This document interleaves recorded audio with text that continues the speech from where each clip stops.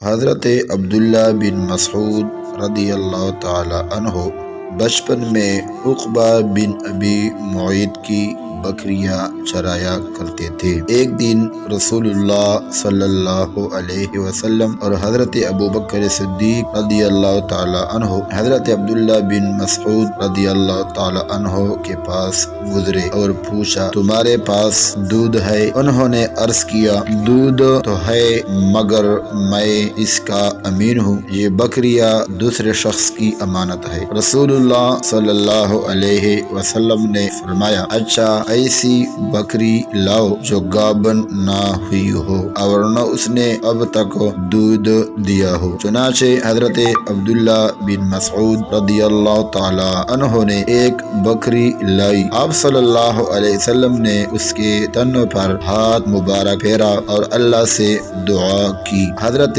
ابوبکر صدیق رضی اللہ تعالی عنہ نے ایک بڑا پیالہ لائی۔ آپ صلی اللہ علیہ وسلم نے اس میں دودھ دو کر حضرت ابوبکر صدیق رضی اللہ تعالی عنہ کو پلایا، پھر تنوں سے کہا، سمٹ جاؤ۔ چنانچہ تن جیسے تھے ویسے ہو گئے۔ رسول اللہ صلی اللہ علیہ وسلم کا معجزہ دیکھ کر حضرت عبداللہ بن مسعود رضی اللہ تعالی عنہ نے اسلام قبول کر لیا اور یہی معجزہ ان کے اسلام لانے کا سبب ہوا۔